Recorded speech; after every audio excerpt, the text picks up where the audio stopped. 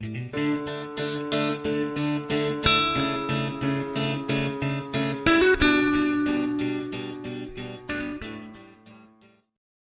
students, I am Usha Rani, biology lecturer, Vishwamanava Composite PU College. As we know that in previous class of Animal Kingdom, we discussed the concepts, so these are some of the phylums. So phylums ಬಗ್ಗೆ ನಾವು discussion ಮಾಡಿದ್ವಿ, ಅದರಲ್ಲೂ ಕೂಡ so last ಆಸ್ಪೆಕ್ಟ್ಸ್ಗಳು ಕೆಲವೊಂದು ಏನು ಹೇಳಿದ್ವಿ, ನಾನ್ ಕಾರ್ಡೇಟಾಸ್ ಬಗ್ಗೆ discussion ಮಾಡಿದ್ವಿ, molluscans, echinodermata, hemichordata and chordata. So ಕಾರ್ಡೇಟಾದಲ್ಲಿ ಜನರಲ್ ಫೀಚರ್ಸ್ಗಳನ್ನ ಕೂಡ ನಾವು ಹೇಳಿದ್ವಿ, ಅದಕ್ಕೆ ಒಂದು ಡಯಾಗ್ರಾಮೆಟಿಕ್ ರೆಪ್ರೆಸೆಂಟೇಷನ್ ಕೂಡ ನಾವು ಬರ್ದಿದ್ದಾಗಿತ್ತು. So next subphylums of subphylum of chordata. ಕಾರ್ಡೇಟಾದಲ್ಲಿರುವಂತಹ ಸಬ್ ಫೈಲಮ್ಸ್ಗಳು ಯಾವ್ಯಾವು ಅಂತ ನಾವು ಮೆನ್ಷನ್ ಮಾಡಿದ್ವಿ last class. Urochordata, cephalochordata, vertebrata. So ಅವುಗಳ ಬಗ್ಗೆ ನಾವು ಇವತ್ತಿಂದ ತಿಳ್ಕೊಳ್ತಾ ಹೋಗ್ತೀವಿ. ಸೊ ಯೂರೋಕಾರ್ಡೇಟಾ, ಸಿಫಾಲೋಕಾರ್ಡೇಟಾ, ವರ್ಟೆಬ್ರೇಟಾ ಅಂದ್ರೆ ಏನು ಅಂತ ಅದನ್ನ ನೋಡೋಣ. ಸೊ ಇಲ್ಲಿ ಫಸ್ಟ್ ಒಂದು ನೋಡ್ತಾ ಬಂದ್ರೆ ದಟ್ ಈಸ್ ಯೂರೋಕಾರ್ಡೇಟಾ. ಕಾರ್ಡೇಟಾದಲ್ಲಿ 3 ಟೈಪ್ಸ್ ಇತ್ತು, ಯೂರೋಕಾರ್ಡೇಟಾ, ಸಿಫಾಲೋಕಾರ್ಡೇಟಾ ಅಂಡ್ ವರ್ಟೆಬ್ರೇಟಾ.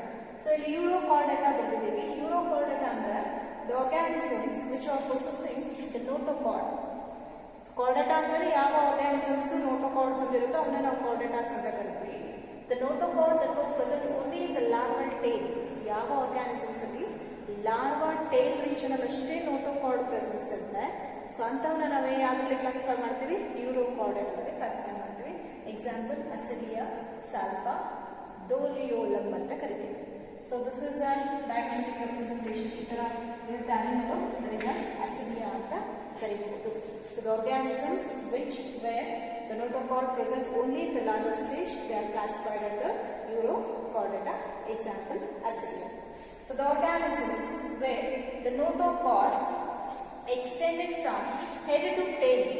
So head region ಇಂದ tail region ತನಕನೂ ಏನಿರುತ್ತೆ notochord presence ಇರುತ್ತೆ.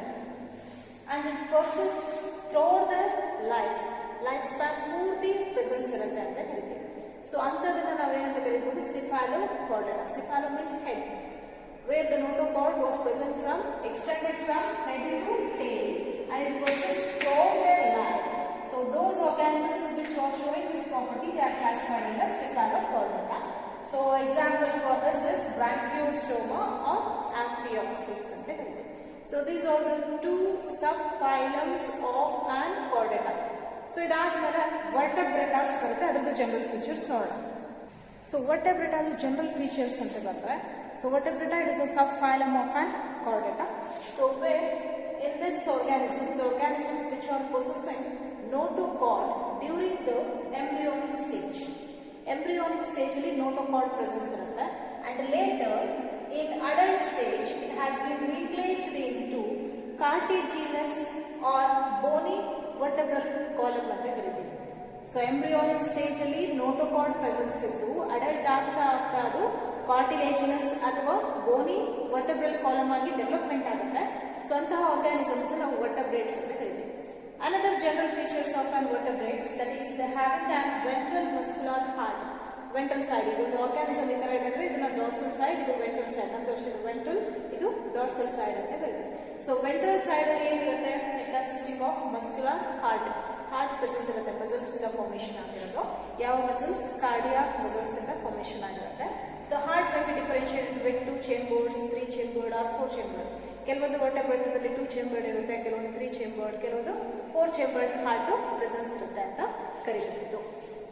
So next, the vertebrates having a very differentiated excretory organ called as kidney. So kidney ಅನ್ನುವಂತಹ pair of kidneys ಗಳು situate ಆಗಿರುತ್ತೆ. That's that they helpful for excretion and even in osmoregulation. Osmoregulation ಅಂದ್ರೆ water balance ಅಂತ ಕರಿತೀವಿ. And they consisting of pair of appendages. ಎರಡು pair of appendages ಇರುತ್ತೆ. So ಯಾವ fins ಆಗಿರ್ಬೋದು, ರೆಕ್ಕೆಗಳಾಗಿರ್ಬೋದು, ಅಥವಾ ಲಿಂಬ್ಸ್ ಗಳು, ಕಾಲು ಕೈಗಳಾಗಿರ್ಬೋದು. ಸೊ ಈ ತರ ಡಿಫರೆನ್ಸಿಯೇಷನ್ ಆಗುತ್ತೆ. This is the general properties of an vertebrates. So vertebrates, they are the subphylums of chordata, where the organisms they are possessing the notochord during embryonic stage and later it has been replaced into a cartilaginous or bony skeletal vertebral column, and even they consisting of ventral muscular heart with well differentiated 2, 3 or 4 heart ಅಂತ ಕರಿತೀವಿ. So kidney, it acts like an excretory organ and even it is helpful for osmoregulation. They consisting of a pair of appendages. They may be in the form of fins or in the form of limbs. So this is the general features of urochordata, cephalochordata and vertebrata. So ಈಗ vertebrata the next classifications ನೋಡಿ. So classification of vertebrates. Vertebrates in a classification of it has been classified into two divisions. ಎರಡು division ಆಗಿ classify ಆಗಿದೆ. First one agnatha, next one gnathostomata. Agnatha, a means absent, gnatha means jaws, jaws ಅಂದ್ರೆ ದವಡೆಗಳು. So ಯಾವ organism ಅಲ್ಲಿ ಜಾ ಇರಲ್ಲ ಅವನ್ನ ನಾವು ಎ ಜ್ಞಾತ ಅಂತ ಕರಿತೀವಿ. So they are not bearing the ಜಾಸ್, ಲ್ಯಾಕ್ ಜಾಸ್, ಆಬ್ಸೆನ್ಸ್ ಆಫ್ ಜಾಸ್ ಆಗಿರೋನ ಎ ಜ್ಞಾತ ಅಂತ ಕರಿತೀವಿ. ಎಕ್ಸಾಂಪಲ್ ಅದರಲ್ಲಿ ಒಂದು ಕ್ಲಾಸ್ ಬರುತ್ತೆ, ಆ ಕ್ಲಾಸ್ ಆಗಿರುತ್ತೆ ಸೈಕ್ಲೋಸ್ಟೊಮಾಟ ಅಂತ ಕರಿತೀವಿ. So next, gnatostomata, the organisms which are bearing the jaws. ಯಾವಕ್ಕೆ ಜಾಸ್ ಇರುತ್ತೆ ಅವನ್ನ ನಾವು gnatostomata ಅಂತ ಕರಿತೀವಿ. gnatostomataದಲ್ಲಿ ಎರಡು ಸೂಪರ್ ಕ್ಲಾಸಸ್ ಬರುತ್ತೆ. ಆ ಸೂಪರ್ ಕ್ಲಾಸಸ್ ಅಲ್ಲಿ ಒಂದು ಪೈಸಸ್, ಒಂದು ಟೆಟ್ರಾಪೋಡಾ. ಪೈಸಸ್ ಅಂದ್ರೆ fishes. Those bears the fins. ಫಿನ್ಸ್ಗಳು ಯಾವಿರುತ್ತೆ, ರೆಕ್ಕೆಗಳ ತರ ಇರುತ್ತಲ್ಲ ಅಪಿಯರೆನ್ಸ್, ಅವನ್ನ ಹೊಂದಿರೋನ ನಾವು ವಿಂಗ್ಸ್ ಅಂತಿಲ್ಲ, ನಾವು ಫಿನ್ಸ್ ಅಂತ ಕರಿತೀವಿ. ಸೊ ಅವನ್ನ ನಾವು ಪೈಸಸ್ ಅಂತ ಕರಿತೀವಿ. Tetrapoda, tetra means four, poda means leg. ಯಾವಕ್ಕೆ 4 ಲಿಂಬ್ಸ್ ಇರ್ತವೆ, ಲಿಂಬ್ಸ್ ಇವು ಫಿನ್ಸ್ ಹೊಂದಿರೋವು ಪೈಸಸ್, ಲಿಂಬ್ಸ್ ಹೊಂದಿರೋನ tetrapoda. These are the two classes of on gnatostomata. ಸೊ ಟೆಟ್ರಾಪೋಡಾದಲ್ಲಿ ನಾವು ಕ್ಲಾಸಿಫಿಕೇಶನ್ ಅಂತ ಬರ್ತಿದ್ದೀವಿ. ಪೈಸಸ್ ಅಲ್ಲಿ ಬರೋದು 2 ಕ್ಲಾಸಸ್ ಬರುತ್ತೆ. ಪೈಸಸ್ ಅಲ್ಲಿ 2 ಕ್ಲಾಸು, ಕಾಂಡ್ರಿಕ್ಟಿಸ್, ಆಸ್ಟಿಕ್ಟಿಸ್ ಅಂತ ಬರುತ್ತೆ. ಫಿಶಸ್ ಅವುಗಳ ಕ್ಲಾಸಿಫಿಕೇಶನ್ ನೆಕ್ಸ್ಟ್ ನೋಡ್ತೀವಿ ನಾವು. ಕಾಂಡ್ರಿಕ್ಟಿಸ್ ಮತ್ತೆ ಆಸ್ಟಿಕ್ಟಿಸ್. ಟೆಟ್ರಾಪೋಡಾದಲ್ಲಿ ಕ್ಲಾಸಸ್ ಯಾವ 4 ಲಿಂಬ್ಸ್ ಇದೆ. ಆಂಫಿಬಿಯಾ ಅಂತ ಒಂದು ಬರ್ತಿದ್ದೀವಿ, ಕೆಳಗಡೆ ಇದೆ ಇರೋದಕ್ಕೆ ಮೇಲ್ಗಡೆ ತೋರಿಸಿದೆ. ಆಂಫಿಬಿಯಾ ಅಂದ್ರೆ reptilia, aves and mammals. So these are the 4 classes of the tetrapoda. So ಟೆಟ್ರಾಪೋಡಾದಲ್ಲಿ ಬರೋ 4 ಕ್ಲಾಸಸ್ ಆಗುತ್ತೆ, ಆಂಫಿಬಿಯಾ, ರೆಪ್ಟಿಲಿಯಾ, ಏವ್ಸ್ ಮತ್ತೆ ಮ್ಯಾಮಲ್ಸ್. ಸೊ ನಾವು ಇವಾಗ ಸ್ಟಡಿ ಮಾಡ್ತಿರೋದು ಇಷ್ಟದ ತನಕ ಲಾಸ್ಟ್ ಕ್ಲಾಸ್ಗಳಲ್ಲೆಲ್ಲ ನಾನ್ ಕಾರ್ಡೆಟಾಸ್ ಬಗ್ಗೆ ಎಲ್ಲ ನಾನು ಡಿಸ್ಕಷನ್ ಮಾಡಿದ್ವಿ. ಸೊ ಈಗ ಕಾರ್ಡೆಟಾ ಬಗ್ಗೆ ಡಿಸ್ಕಷನ್ ಮಾಡೋಣ. ಆ ಕಾರ್ಡೆಟಾದಲ್ಲಿ ನಾವು ಯಾವ್ಯಾವ ನೋಡ್ತೀವಿ ಅಂದ್ರೆ ಸೈಕ್ಲೋಸ್ಟೊಮಾಟ ಅನ್ನೋ ಒಂದು ಕ್ಲಾಸ್. ಸೊ ಇಷ್ಟು ತನಕ ನಾವು ಫೈಲಮ್ಸ್ ಅಂತ ಬರೆದು ಹೋಗ್ತೀವಿ, ಆದ್ರೆ ಇಲ್ಲಿ ಏನ್ ಬರೀತೀವಿ ನಾವು ಕ್ಲಾಸಸ್ ಅಂತ ಬರೀತಾ ಹೋಗ್ತೀವಿ. ಸೊ ಯಾಕಂದ್ರೆ ಕಾರ್ಡೆಟಾನೇ ಒಂದು ಫೈಲಮ್ ಆಗಿರುತ್ತೆ. Cyclostomata, Chondrichthyes, Ostichthys, Amphibia, Reptilia, Apes, Mammals. So ಇಷ್ಟು 1, 2, 3, 4, 5, 6, 7. ಸೊ ಇಷ್ಟು ಕ್ಲಾಸಸ್ ಬಗ್ಗೆ ನಾವು ಇವಾಗ ಡಿಸ್ಕಸ್ ಮಾಡ್ತಿದ್ವಿ. ಅದರಲ್ಲಿ ಫಸ್ಟ್ ಕ್ಲಾಸ್ ಬರ್ಕೋಣ, that is a cyclostomata. The features of the class Cyclostomata. So Cyclostomata the features ತಗೊಂಡ್ರೆ cyclo means circular, stomata ಅಂದ್ರೆ ಯಾಕೆ ಇದೆ ಅಂದ್ರೆ ಜಾಲೆಸ್. ಯಾವ ಅನಿಮಲ್ಸ್ ಅಲ್ಲಿ ಜಾ ಇರಲ್ಲ ಅವಾಗಿರುತ್ತೆ, ಮೌತ್ ಸರ್ಕ್ಯುಲರ್ ಮೌತ್ ಹೊಂದಿರುತ್ತೆ. ಸೊ ಸರ್ಕ್ಯುಲರ್ ಮೌತ್ ಹೊಂದಿರೋದು ನಾವಲ್ಲಿ ಸೈಕ್ಲೋಸ್ಟೊಮಾಟಾ ಅಂತ ಕರಿಬಹುದು. ಸೊ ಇದರಲ್ಲಿ ಪ್ರಾಪರ್ಟೀಸ್ ತಗೊಂಡ್ರೆ ಫೀಚರ್ಸ್ ಆಫ್ ದ ಸೈಕ್ಲೋಸ್ಟೊಮಾಟಾ ತಗೊಂಡ್ರೆ, so all the members of this are the ectoparasites on fishes. So ದೊಡ್ಡ ದೊಡ್ಡ ಫಿಶಸ್ ಇನ ಬಾಡಿ ಮೇಲೆ ಅವು ಎಕ್ಟೋಪ್ಯಾರಸೈಟ್ಸ್ ಆಗಿ ಆಕ್ಟ್ ಮಾಡ್ತಾರೆ, ಅಂದ್ರೆ ಅಟ್ಯಾಚ್ ಆಗ್ಬಿಟ್ಟು ಸೊ ಲೋಕೋಮೋಷನ್ ಆಗಿರ್ಬೋದು, food and energy supply nutrition ತಗೊಳಕ್ಕಾಗಿರ್ಬೋದು, ಹಂಗಾಗಿ ಅವು ಎಕ್ಟೋಪ್ಯಾರಸೈಟ್ಸ್ ಆಗಿ ಆಕ್ಟ್ ಮಾಡ್ತಾರೆ. ಅಂದ್ರೆ ದೊಡ್ಡ ಅನಿಮಲ್ ತಿಂದಿರುವಂತಹ ಫುಡ್ ಏನು ಹೊರಗಡೆ ಬರುತ್ತೆ ಅಂದ್ರೆ ವೇಸ್ಟ್, ಅದು ಅರ್ಧಂಬರ್ಧ ತಿಂದು ಹೊರಗಡೆ ಬರುತ್ತಲ್ಲ ಫುಡ್ ಪಾರ್ಟಿಕಲ್ಸ್, ಅಂತವನ್ನ ಇದೇನ್ ಮಾಡುತ್ತೆ ಕನ್ಸ್ಯೂಮ್ ಮಾಡೋಕ್ಕೆ ಶುರು ಮಾಡುತ್ತೆ. ಹಾಗಾಗಿ so all the members of this are the ectoparasites on the fishes. So body bears 6 to 15 pairs of gill slits. ಇಲ್ಲಿ ಬರ್ತಿದೀವಲ್ವ ಆರ್ಗ್ಯಾನಿಸಮ್, ಇದು ಆರ್ಗ್ಯಾನಿಸಮ್. ಸೊ ಹೆಂಗಿದೆ, ಇದು ಬೇರೆ ಅನಿಮಲಿನ ಬಾಡಿ ಮೇಲೆ ಅಟ್ಯಾಚ್ ಆಗಿರುತ್ತೆ. ಸೊ ಇವರಲ್ಲಿ 6 to 15 pairs of gill slits ಇರುತ್ತೆ. What is the main function of gill slits? They help in respiration. So gaseous exchange ಮಾಡಕ್ಕೆ ಇದು ಹೆಲ್ಪ್ ಮಾಡ್ಕೊಡುತ್ತೆ ಅಂತ ಕರೀಬಹುದು. So they have a sucking and circular mouth without jaws. ಸಕ್ ಮಾಡುತ್ತೆ, ಹೀರ್ಕೊಳ್ಳುತ್ತೆ, ಯಾಕಂದ್ರೆ chew ಮಾಡಲ್ಲ ಇಲ್ಲ. So ಅಲ್ಲಿ ಒಳಗಡೆ ಏನಂದ್ರೆ ಜಾಸ್ ಇರಲ್ಲ. ಸೊ ಹಂಗಾಗಿ ಏನ್ ಮಾಡ್ತಾ ಇದ್ರೆ ಫುಡ್ ನ ಸಕ್ ಮಾಡ್ಕೊಳುತ್ತೆ. ಅಂಡ್ ಸರ್ಕ್ಯುಲರ್ ಮೌತ್ ಇದೆ ವಿತೌಟ್ ಜಾಸ್ ಅಂತ ಕರಿತೀವಿ. ಮೌತ್ ನೋಡಿ, ಮೌತ್ ಸರ್ಕ್ಯುಲರ್ ರೀಜನ್ ತರ ಅಪಿಯರೆನ್ಸ್ ಇದೆ. So this is the general features of an Cyclostomata. So these are the ectoparasites on the fishes. body wears 6 to 15 pairs of gill slits. They are involved in respiration. They having a sucking and circular mouth without jaws. So it's the property of it. Next one. So the next features. The body is devoid of scales and paired fins.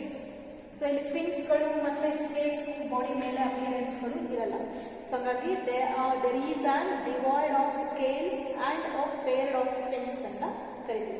So fins ಇಲ್ಲದೆ ಇರೋದ್ರಿಂದ locomotion ಆಗೋ ಬದಲಿ ಬೇರೆ body ಮೇಲೆ attach ಆಗಿ easy transportation ಅಲ್ಲಿ involve ಆಗಿರುತ್ತೆ. So cranium and vertebral column, the brain region ಮತ್ತೆ vertebral column, it has been made up of cartilaginous. Cartilage ಅನ್ನೋದು ಒಂದು tissue.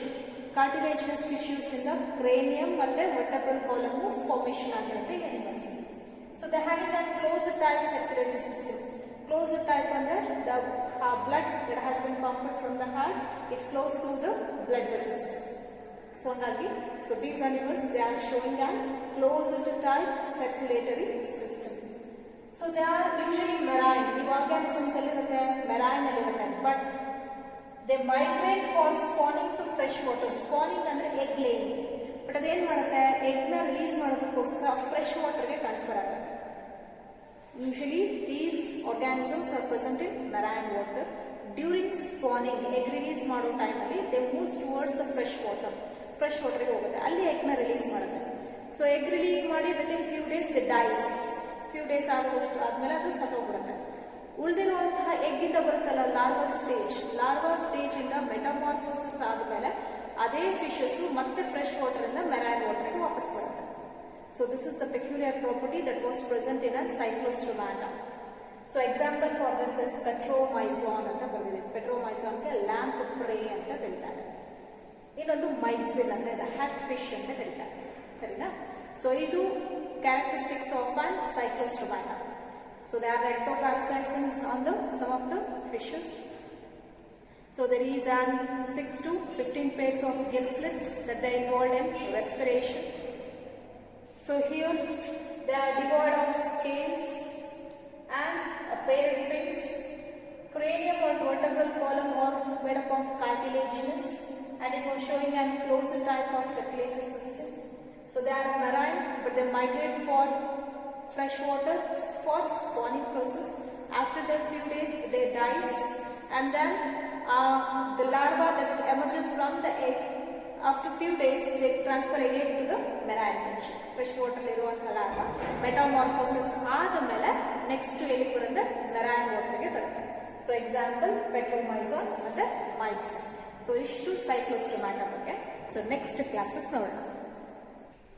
The characteristic features of the next class that is called as chondrichthyes. So ಜ್ಞಾತ ಒಳಗಡೆ ಒಂದು class ನೋಡಿದ್ವಿ cyclostomata. ಜ್ಞಾತೋಸ್ಟೊಮಾಟದಲ್ಲಿ 2 super class ಬರುತ್ತೆ, that is on pisces and a tetrapoda. Pisces ಅಲ್ಲಿ 2 classes ಮತ್ತೆ 2 classes ಬರುತ್ತೆ, that is a chondrichthyes and osteichthyes. So ನಾವು ಇವಾಗ ಬರ್ದಿರೋದು ಯಾವುದು, ಕಾಂಡ್ರಿಕ್ಟಿಸ್. ಇಕ್ತಿಸ್ ಅಂದ್ರೆ ಫಿಶಸ್ ಅಂತ ಕರಿತೀವಿ. ಕಾಂಡ್ರಿಕ್ಟಿಸ್ ಅಂತ ಯಾಕೆ ಕರಿತೀವಿ ಅಂದ್ರೆ the fishes that have been formed consisting of a cartilaginous endoskeleton. Endoskeleton ಅಂತ ಗೊತ್ತಿರುತ್ತಲ್ವಾ, ಆ ಎಂಡೋಸ್ಕೆಲಿಟನ್ ಯಾವ್ದಿಂದ ಫಾರ್ಮೇಶನ್ ಆಗಿರುತ್ತೆ, ಕಾರ್ಟಿಲೇಜಿನಸ್ ಟಿಶ್ಯೂಸ್ ಇಂದ ಫಾರ್ಮೇಶನ್ ಆಗಿರೋದ್ರಿಂದ so they are classified under Chondrichthyes ಅಂತ ಕರಿತೀವಿ. The fishes those having an cartilaginous endoskeleton they have been classified under Chondrichthyes. Most of all these fishes are marine. ಇವೆಲ್ಲಿರುತ್ತವೆ, marine region ಅಲ್ಲಿ ಇರುತ್ತೆ. Stream line body, ಇದಕ್ಕೆ ಕಾಂಟ್ರಿಕ್ಟಿಸ್ಗೆ ಒಂದು example ಅಂತ ತಗೊಂಡ್ರೆ shark ಅಂತ ಹೇಳ್ತೀವಿ. ಸೊ ಶಾರ್ಕ್ ನೋಡೋಕೆ ಈ ತರ ಇರುತ್ತೆ, ಹೌದಲ್ಲಪ್ಪ. ಸೊ ಬಾಡಿ ಈ ತರ, ಇದ್ರ ಮೇಲೆ ಫಿನ್ ಇದೆ.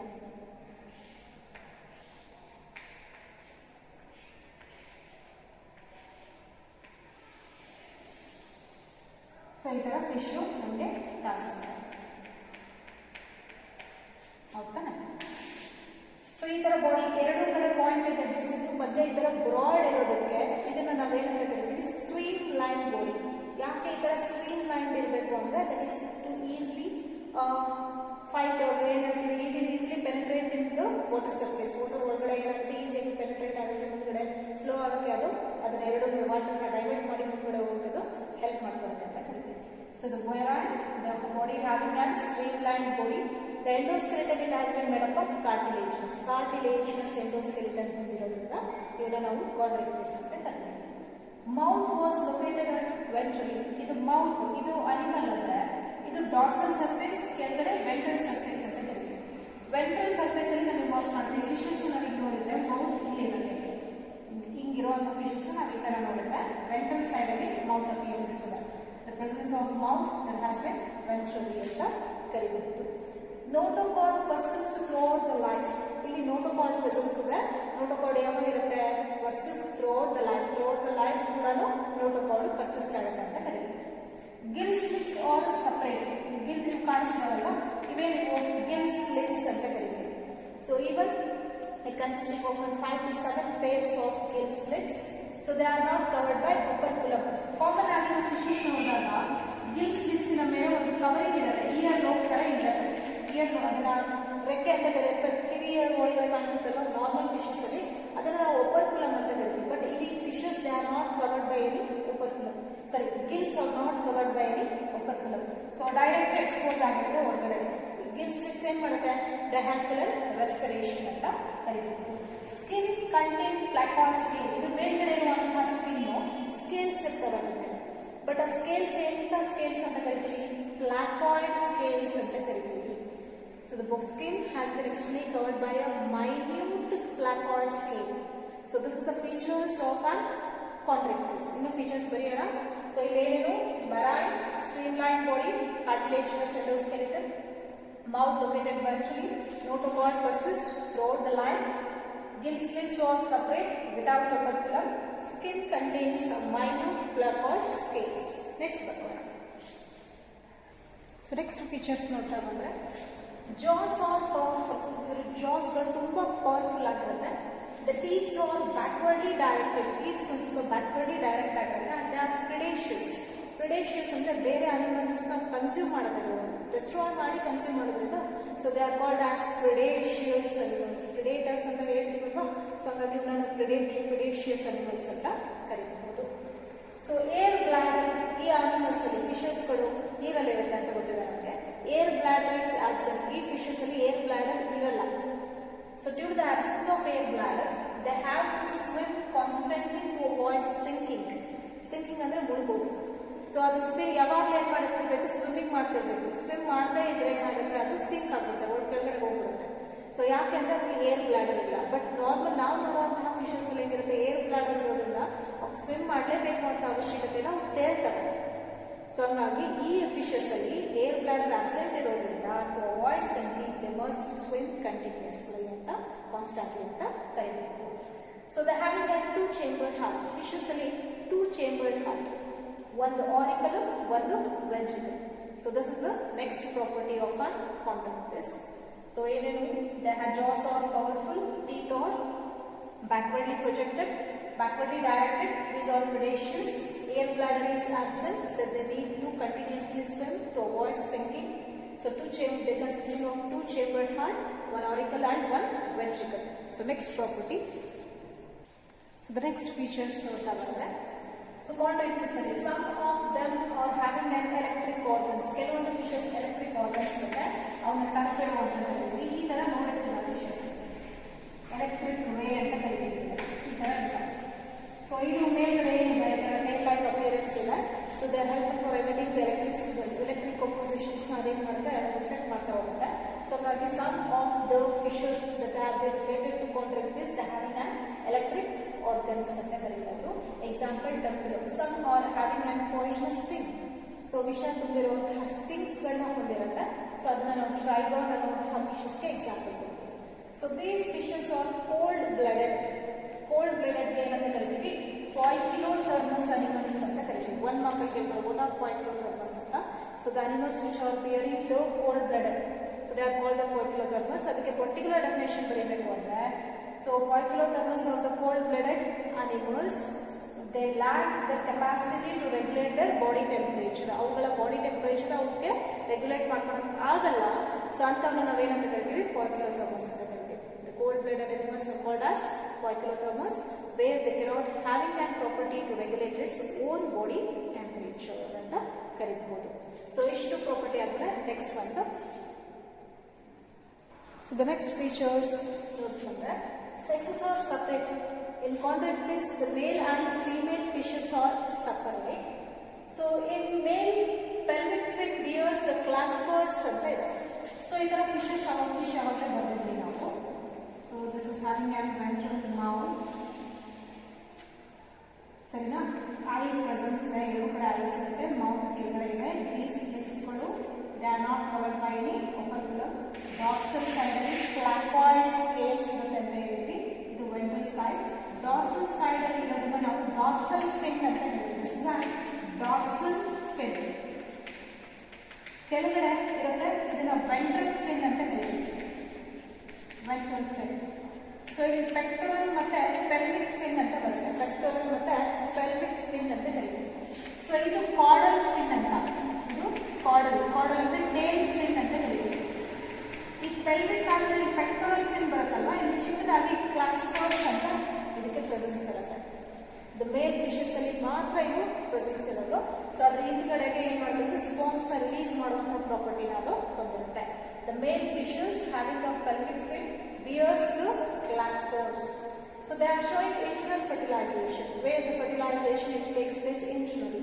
The fusion of male and female gametes takes place inside the body. And after, most of them are viviparous. That means most of them they are giving birth to young ones directly. And some are ovoviviparous. Ovoviviparous. In ovoviviparous. Oviparous ಅಂದ್ರೆ ಎಗ್ಲೇ ಇತ್ತು. ವಿವಿಪ್ಯಾರಸ್ ಅಂದ್ರೆ ಯಾವ direct ಬರ್ತ್ ಕೊಡ್ತಾವು. ಓವಿವಿಪ್ಯಾರಸ್ ಅಂದ್ರೆ shark ಅಲ್ಲಿ ಏನಾಗುತ್ತೆ, body ಒಳಗಡೆ egg ಅಲ್ಲಿ fertilisation ಆಗಿ ಎಗ್ ರಿಲೀಸ್ ಆಗುತ್ತೆ, ಹ್ಯಾಚ್ ಆಗುತ್ತೆ, ಆರ್ಗ್ಯಾನಿಸಮ್ಸ್ ಹೊರಗಡೆ ರಿಲೀಸ್ ಮಾಡುತ್ತೆ. ಹಾಗಾಗಿ ಅವನ್ನ ಓವಿವಿಪ್ಯಾರಸ್ ಅನಿಮಲ್ಸ್ ಅಂತ ಕೂಡ ಕರಿತೀವಿ. ಸೊ ಎಕ್ಸಾಂಪಲ್ ಸ್ಕಾಲಿಡಾನ್ ಅಂದ್ರೆ ಶಾರ್ಕ್ ಅಥವಾ ಡಾಗ್ ಫಿಶ್ ಅಂತ ಕರಿತೀವಿ. ಸಾ ಫಿಶ್, ಪ್ರಿಸ್ಟಿಸ್ ಅಂತ ಕರೀತಾರೆ. Trygon it's a sting ray. So ಇದೇ ತರ ಇರೋ ಫಿಶಸ್ ಕೆಲವೊಂದು ನೋಡಿರ್ತೀವಿ, ಈ ತರ ಇರುತ್ತೆ ಮುಂದುಗಡೆ, ಇವನ್ನ ಹ್ಯಾಮರ್ ಫಿಶ್ ಅಂತ ಕರಿತೀವಿ. ಸೊ ಇನ್ನೊಂದು ಸ್ಟ್ರಿಂಗ್ ರೇ ಅಂತ ಕರಿತಾರಲ್ವಾ, ಅದು ಮುಂದುಗಡೆ ಈ ತರ ಇರುತ್ತೆ. ಈ ತರ ನಾವು ಸ್ಮಾರ್ಟ್ ಅಪಿಯರೆನ್ಸ್ ಬೇಸಿಸ್ ಮೇಲೆ ಅವುಗಳನ್ನ ನಾವು ಡಿಫ್ರೆಂಟ್ ಫಾರ್ಮ್ಸ್ ಅಲ್ಲಿ ಕೂಡ ಹೇಳ್ಬೋದು.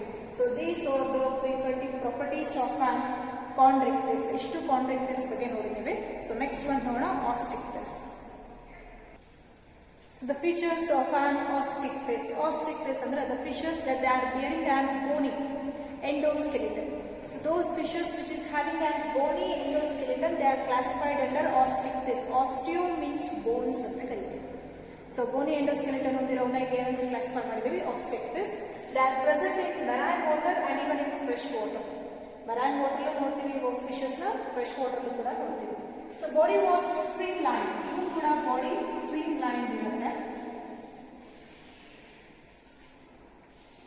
ಸೊ ಈ ತರ ಅಪಿಯರೆನ್ಸ್ ನಾವು ನೋಡ್ತೀವಿ. So they having an eyes, terminal mouth with operculum, so dorsal fin,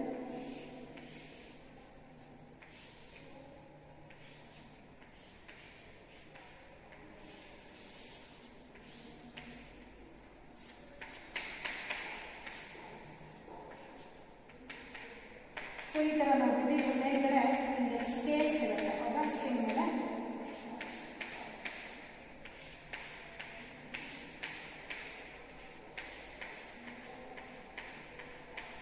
So this is the diagrammatic representation of an ostichthys, where the body was streamlined. ಇದು ಕೂಡ streamlined ಇದೆ. ಆ ಫಿಶಸ್ ಅಲ್ಲಿ ಡಾರ್ಸಲ್ ಸೈಡ್, ವೆಂಟ್ರಲ್ ಸೈಡ್ ಅಂತ differentiation ಮಾಡಿದ್ವಿ. But ಇದ್ರೊಳಗೆ lateral side ಅಂತ ಕರೀತೀವಿ. ಅವು ಈ ತರ ಇದ್ರೆ, ಇವು ಈ ತರ ಇರುತ್ತೆ. ಸೊ ಎರಡು ಕಡೆ ಲ್ಯಾಟರಲ್ ಸೈಡ್ ಅಪಿಯರೆನ್ಸ್ ಅಲ್ಲಿ ನಾವು ಇದನ್ನ ನೋಡಬಹುದು. So the body was streamline where the mouth was present at terminal region. ಅಲ್ಲಿ ವೆಂಟ್ರಲ್ ಸೈಡ್ ಅಲ್ಲಿ ಇತ್ತು, ಮೌತ್ ಅಲ್ಲಿ ಟರ್ಮಿನಲ್ ಅಂದ್ರೆ ಟಿಪ್ ರೀಜನ್ ಅಲ್ಲಿ ಪ್ರೆಸೆನ್ಸ್ ಇದೆ. The 4 pairs of gills are present, they have been covered by operculum. ಈ ಮೇಲ್ಗಡೆ covering ತೋರಿಸಿದೀವಲ್ವಾ, ಇದು ಕೆಳಗಡೆಗೆ ಗಿಲ್ಸ್ ಇರುತ್ತೆ. ಇದನ್ನ ನಾವು ಏನಂತ ಕರಿತೀವಿ, ಓಪರ್ಕ್ಯುಲಮ್ ಅಂತ ಕರಿತೀವಿ. Because these legs are covered by operculum on each side ಅಂತ ಕರೀತೀವಿ. Skin is covered by cycloid or ctenoid scale ಅಂತ ಹೇಳ್ತೀವಿ. cycloid or ctenoid scale. ಈ ಮೇಲ್ಗಡೆ ಇರುವಂತಹ ಕವರಿಂಗ್, ಈ ಸ್ಕಿನ್ ನಾವು ಒಂದೇ ಒಂದು ತೆಗೆದ್ರೆ ಸ್ಕೇಲ್ಸ್ ಗಳನ್ನ ಈ ತರ ಕಾಣಿಸುತ್ತೆ. ಹಾಗಾಗಿ ಇದನ್ನ ನಾವು cycloid ಅಥವಾ ctenoid scales ಅಂತ ರೆಪ್ರೆಸೆಂಟ್ ಮಾಡಬಹುದು. ಸೊ ಇಷ್ಟು property. So they are present in marine water, fresh water. They are having a bony endoskeleton, streamlined body with a terminal mouth. Four pairs of gill slits are present. It has been covered by operculum on each side. The skin is covered by a cycloid or ctenoid scales with the dental. So next one. So the next properties of an ostrictus. So air bladder is present which regulates the buoyancy. Buoyancy and the floating and that. So ಅಲ್ಲಿ ಹಿಂದ್ಗಡೆ chondrichthyes ಅಲ್ಲಿ ಏನಿತ್ತು fishes ಅಲ್ಲಿ air bladder ಇಲ್ಲದೆ ಇರೋದ್ರಿಂದ so they need to swim continuously that to avoid sinking. But in these fishes the air bladders are present so they need not to swim continuously. They can helpful, it is helpful for buoyancy, easily float on the surface of water. Water ಹೊರಗಡೆ ಆಗಿರ್ಬೋದು ಮೇಲ್ಗಡೆ ಆಗಿರ್ಬೋದು ಒಳಗಡೆ ಆಗಿರ್ಬೋದು flow ಆಗೋಕ್ಕೆ ಅದಕ್ಕೆ ಈಸಿಯಾಗಿ help ಮಾಡುತ್ತೆ. So air bladder is present in this organisms. So where the heart was two chambered. Heart is two chambered into one auricle and one ventricle. And these are cold-blooded animals. These are cold-blooded animals. They are commonly called as cyclotherms. They cannot having a property to regulate its own body temperature. And the own body temperature na regulate ಮಾಡ್ಕೊಳ್ಳುವಂತ property ಅವು ಹೊಂದಿರಲ್ಲ. So ಇಷ್ಟು feature ಆದ್ಮೇಲೆ next one. So the next properties of an ostrictus. The sexes are separate. Here the male and female fishes are separate, where the fertilization takes place outside. So ಈಗ ಏನಾಗುತ್ತಂದ್ರೆ male and female fishes after copulations, the female fishes releases the egg by a spawning process in the water. Water ಒಳಗಡೆ egg ನ release ಮಾಡುತ್ತೆ. Male fishes they release the sperms. So where the male and female gametes they fuse outside the body, so it is termed as an external fertilization. After the fusion of gametes from the fertilized egg, the direct individual have been developed. So it was showing a direct development. So egg release ಆಗಿರೋದ್ರಿಂದ most of all they are oviparous ಅಂತ ಕರಿತೀವಿ. So ಇಲ್ಲಿ ಕೆಲವೊಂದು example ಬಂದಿದೆ marine fishes, fresh water fishes and aquarium fishes. So ಈ 1 or 2 marks ಅಲ್ಲಿ examples ಕೇಳಬಹುದು. marine fishes ಗೆ ಎಕ್ಸಾಂಪಲ್ exocetus ಅಂತ ಕರೀತೀವಿ, flying fish ಅಂತ ಕರೀತಾರೆ. Hippocampus, that is a seahorse.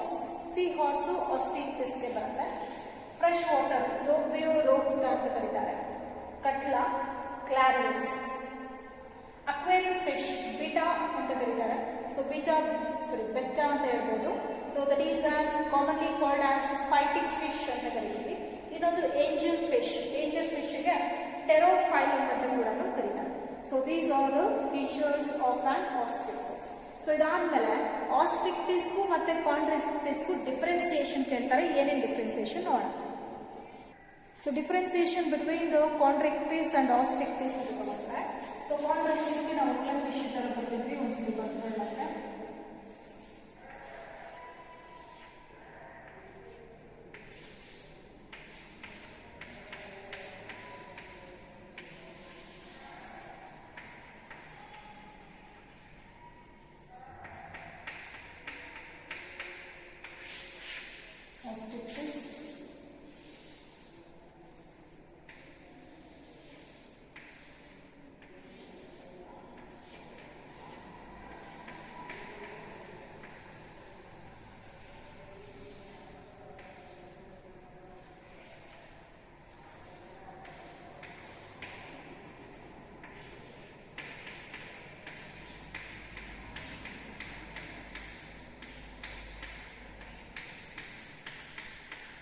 So the differentiation in ಬರ್ತಿದ್ದೀವಿ ಎರಡು ಫಿಶಸ್ ಕೂಡ. So ಇಲ್ಲಿ ಫೀಚರ್ಸ್ ಅಂತ ಬಂದ್ರೆ these are present in marine water. In ostrictus both they are showing marine water fishes and fresh water fishes. Fresh water ಇರುತ್ತೆ, marine water ಕೂಡ presence ಇರುತ್ತೆ. So these are having a cartilaginous endoskeleton. Cartilaginous endoskeleton. So ಇದರೊಳಗಡೆ ಏನು ಎಂತ endoskeleton, bony endoskeleton. ಕಾಂಟ್ರಿಕ್ಟಿಸ್ ಅಲ್ಲಿ cartilaginous endoskeleton ಅಂತ ಕರಿತೀವಿ, ಇದರಲ್ಲಿ ಬೋನಿ ಎಂಡೋಸ್ಕೆಲಿಟನ್ ಅಂತ ಕರಿತೀವಿ. So here gill slits are not covered by operculum. ಇಲ್ಲಿ operculum ಇಲ್ಲ, ಬಟ್ ಇಲ್ಲಿ operculum ಏನಿರುತ್ತೆ ಪ್ರೆಸೆನ್ಸ್ ಇರುತ್ತೆ. Operculum present which was covering the gill slits. Gill slits cover ಮಾಡಿರುತ್ತೆ. ಸೊ ಇದು ಸ್ಟ್ರೀಮ್ ಲೈನ್ ಬಾಡಿ, ಅದು ಸ್ಟ್ರೀಮ್ ಲೈನ್ ಬಾಡಿ. ಬಟ್ ಇದು dorsal ventral side differentiation ಆದ್ರೆ ಅದು ಲ್ಯಾಟರಲ್ ಸೈಡ್ ಡಿಫರೆನ್ಸಿಯೇಷನ್ ಆಗುತ್ತೆ. ಇಲ್ಲಿ ವೆಂಟ್ರಲ್ ಮೌತ್ ಏನಿರುತ್ತೆ ವೆಂಟ್ರಲ್ ಸೈಡ್ ಅಲ್ಲಿ ಇರುತ್ತೆ. ಇಲ್ಲಿ ಟರ್ಮಿನಲ್ ಮೌತ್ ಟರ್ಮಿನಲ್ ರೀಜನ್ ಅಲ್ಲಿ ಪ್ರೆಸೆನ್ಸ್ ಇರುತ್ತೆ. ಇದು dorsal ventral pelvic pectoral fin ಅದು ಇದೆ. ಬಟ್ ಇಲ್ಲಿ ಟೇಲ್ ಫಿನ್ ಕಾಡಲ್ ಫಿನ್ ಇದು ಹೆಟಿರೋ ಸರ್ಕಲ್ ಅಂತ ಕರೀತೀವಿ. ಹೆಟಿರೋ ಸರ್ಕಲ್ ಇರೆಗ್ಯುಲರ್ ಶೇಪ್ ಅಲ್ಲಿ ಇದಾಗಲ್ಲಮ್ಮ, heterocercal caudal fin tail fin. ಅದರಲ್ಲಿ ಏನಂತ ಕರಿತೀವಿ ಹೋಮೋ ಸರ್ಕಲ್ ಅಂತ ಕರಿತೀವಿ. Homocercal. Most of all these animals are viviparous. So ಇವು viviparous ಆಗಿರುತ್ತೆ, ಅವು oviparous ಆಗಿರುತ್ತೆ. ಸೊ ಇಷ್ಟು ಡಿಫರೆನ್ಸಿಯೇಷನ್ ನೀವು ಬರೀಬಹುದು. ಇದರಲ್ಲಿ ಇನ್ನೂ ಒಂದಿದೆ, ಈ ಫಿಶಸ್ ಅಲ್ಲಿ ಏರ್ ಬ್ಲಾಡರ್ ಆಬ್ಸೆಂಟ್, ಬಟ್ ಇದರಲ್ಲಿ ಏರ್ ಬ್ಲಾಡರ್ ಪ್ರೆಸೆನ್ಸ್ ಇರುತ್ತೆ.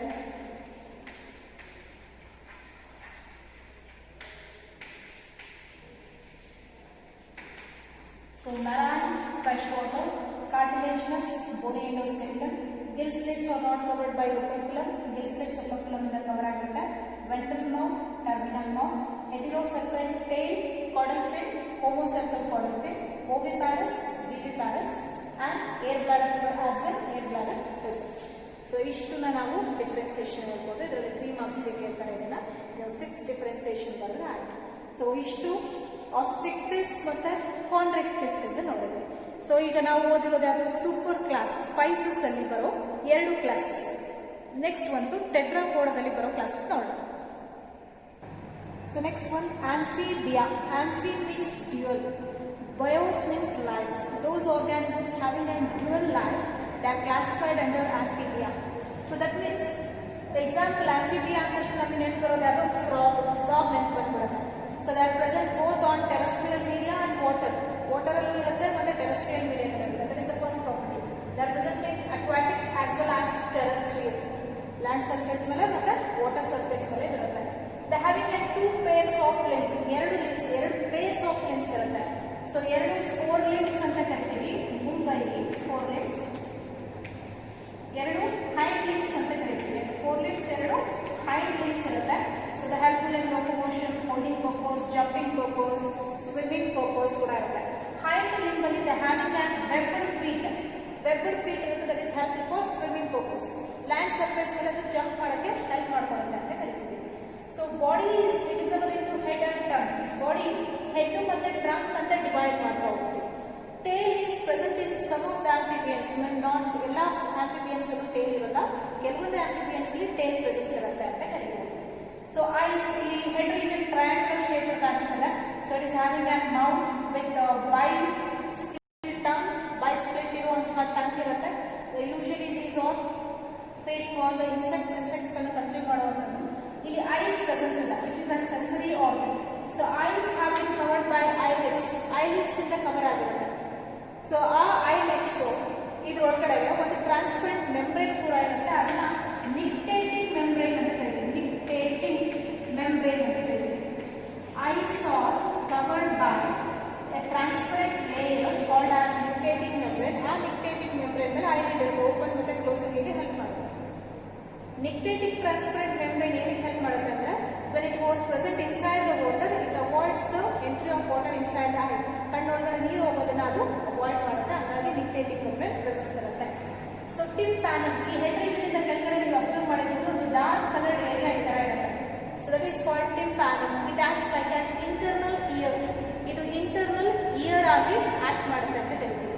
ಸೊ ಇದು properties of on Amphibia. Next property ನೋಡೋಣ.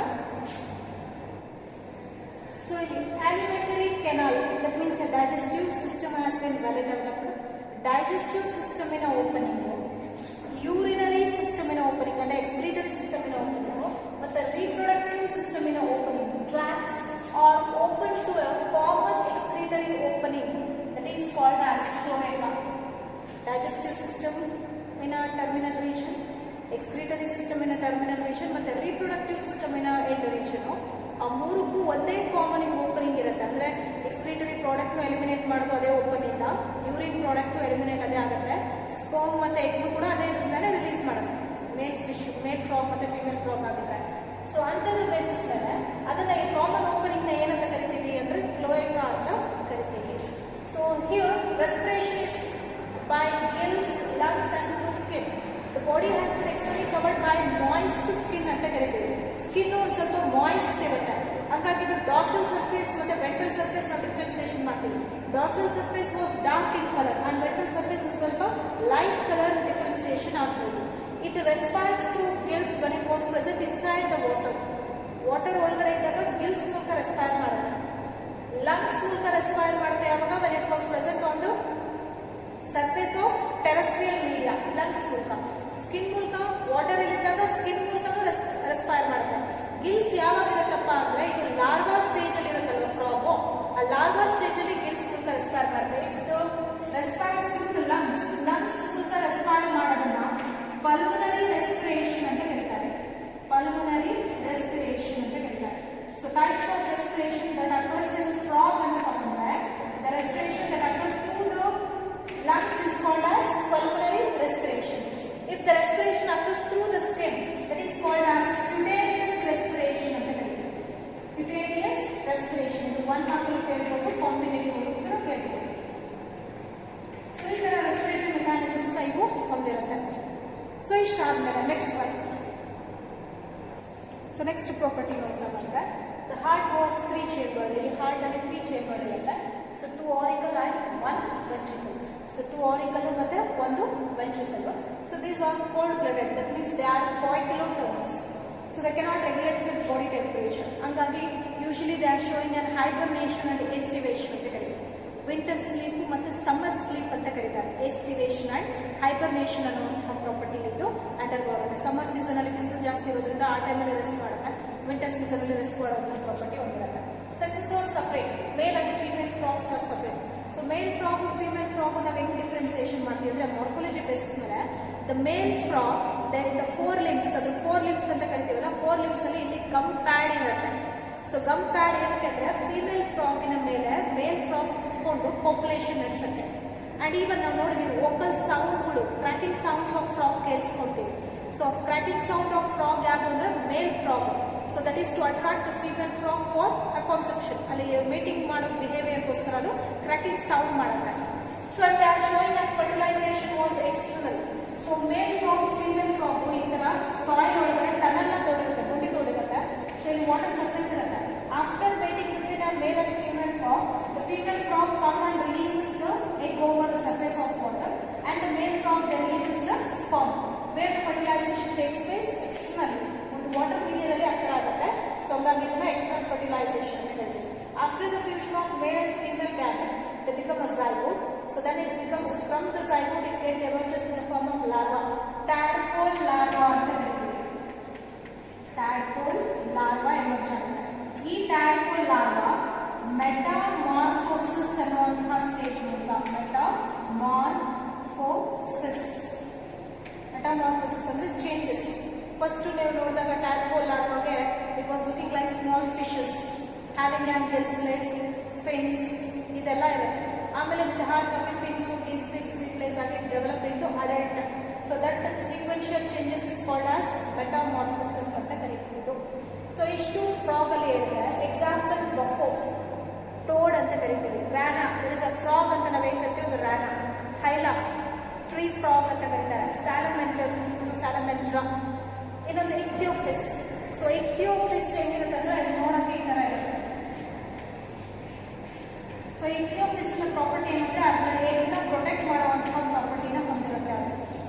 So until it hatches it protects its egg by spirally bounding its over the surface ಅಂತ ಕರೀತೀವಿ. ಇಲ್ಲಿ ನಾವು ಓದ್ತಿರೋದು Amphibia, it is a Tetrapoda, it is having an 4 limbs. But Ichthyophis is a limbless amphibian. limbless amphibia. ಇದನ್ನ 1 marks ಕೇಳ್ತಾರೆ. limbless amphibiaಗೆ example ಕೊಡಿ ಅಂತ. limbless amphibiaಗೆ example ಯಾವುದು, ಇಕ್ಥಿಯೋಫಿಸ್ ಅಂತ ಕರೀತಾರೆ. ಸೊ ಇಷ್ಟು ಆಂಫಿಬಿಯಾ ಪ್ರಾಪರ್ಟೀಸ್ ಬಗ್ಗೆ. ಸೊ ಇದರ ರಿಲೇಟೆಡ್ ಇವತ್ತು ನಾವೇನೇನು ಓದಿದ್ದೀವಿ classes. There is an Vertebrata, Urochordata, Cephalochordata, Vertebrata ಬಗ್ಗೆ ನೋಡಿದ್ದೀವಿ. ವರ್ಟೆಬ್ರೆಟಾದಲ್ಲಿ ಜನರಲ್ ಫೀಚರ್ಸ್, ವರ್ಟೆಬ್ರೇಟದಲ್ಲಿ sub divisions like Gnathostomata, Agnatha ಒಳಗಡೆ ಸೈಕ್ಲೋಸ್ಟೊಮ್ಯಾಟೋ ಅನ್ನೋಂತಹ ಒಂದು ಕ್ಲಾಸು. ನೆಕ್ಸ್ಟು ಈ ಕಡೆ ಜ್ಞಾತೋಸ್ಟೊಮ್ಯಾಟದಲ್ಲಿ 2 ಸೂಪರ್ ಕ್ಲಾಸಸ್, ಪೈಸಸ್ ಮತ್ತೆ ಟೆಟ್ರಾಪೋಡಾ. ಪೈಸಸ್ ಅಲ್ಲಿ 2 ಕ್ಲಾಸಸ್, ಕಾಂಡ್ರಿಕ್ಟಿಸ್ ಮತ್ತೆ ಆಸ್ಟಿಕ್ಟಿಸ್. ಟೆಟ್ರಾಪೋಡಾದಲ್ಲಿ 1 ಕ್ಲಾಸ್ ಓದಿದ್ದೀವಿ, that is an Amphibia. So Amphibia ಆದ್ಮೇಲೆ ಉಳಿದಿರೋದು ಯಾವುದು? Reptilia, Aves, mammals. ಅದನ್ನ ನಾವು ನೆಕ್ಸ್ಟ್ ಕ್ಲಾಸಲ್ಲಿ ನೋಡೋಣ. ಅಸೈನ್ಮೆಂಟ್ ಕ್ವಶನ್ಸ್ ಬರ್ಕೊಳ್ಳಿ. ಸೊ ಇವತ್ತಿನ assignment question, first question, write about Urochordata and Cephalochordata with examples. Urochordata ಅಂದ್ರೆ ಏನು, ಸಿಫಾಲೋಕಾರ್ಡಿಟಾ ಅಂದ್ರೆ ಏನು ಅಂತ ಬಂದು ಅದಕ್ಕೆ ಎಕ್ಸಾಂಪಲ್ಸ್ ಕೊಡಬೇಕು. List the general features of Vertebrata. ವರ್ಟೆಬ್ರೇಟಾದ general features.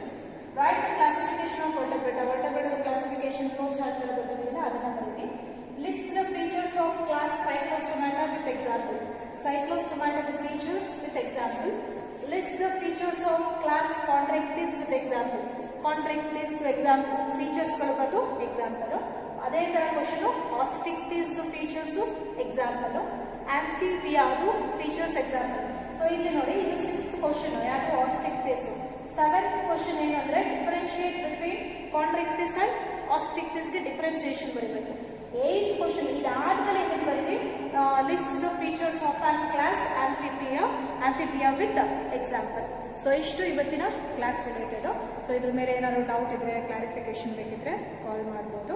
Assignment with in time submit ಮಾಡಿ. ಸೊ ನೋಡಿ, ಕಾಮನ್ ಫೀಚರ್ಸ್ಗಳ ಜೊತೆಗೆ ಸೇಲಿಯಂಟ್ ಫೀಚರ್ಸ್ಗಳನ್ನು ಕೂಡ ತುಂಬಾ ಇಂಪಾರ್ಟೆಂಟ್ ಆಗುತ್ತೆ. 1 ಮಾರ್ಕ್ಸ್ ಅಲ್ಲಿ ಇದರಲ್ಲಿ ಏನೇನು ಕೇಳ್ತಾರೆ ಅಂತ ಹೇಳಿದೀವಿ, ನೆನಪಿದೆ ಅಲ್ವಾ? ಆ 1 ಮಾರ್ಕ್ಸ್ ಅನ್ನ ನೆನ್ಪಿಟ್ಕೊಡಿ. ಸೊ ಇದರಲ್ಲಿ ಫಾರ್ ಎಕ್ಸಾಂಪಲ್ Chondrichthyes, Osteichthyes ಅಲ್ಲಿ cartilaginous endoskeleton, bony endoskeleton, air bladder present so absent, poikilothermous animals ಅಂದ್ರೆ ಏನು, ಅಥವಾ ಕೋಲ್ಡ್ ಬ್ಲಡೆಡ್ ಅನಿಮಲ್ಸ್ ಅಂದ್ರೆ ಏನು, ಅದಕ್ಕೆ ಎಕ್ಸಾಂಪಲ್ಸ್. ಓವಿ ಪ್ಯಾರಸ್ ಅಥವಾ ಓವಿವಿ ಪ್ಯಾರಸ್ಗೆ ಎಕ್ಸಾಂಪಲ್ ಕೊಡಿ ಅಂದಾಗ. ಸೊ ನೆಕ್ಸ್ಟು ಅದಾದ್ಮೇಲೆ ಫ್ರೆಶ್ ವಾಟರ್ ಫಿಶಸ್ಗೆ ಎಕ್ಸಾಂಪಲ್, ಮೆರೈನ್ ವಾಟರ್ ಫಿಶಸ್ಗೆ ಎಕ್ಸಾಂಪಲ್, ಅಕ್ವೇರಿಯಂ ಫಿಶಸ್ಗೆ ಎಕ್ಸಾಂಪಲ್.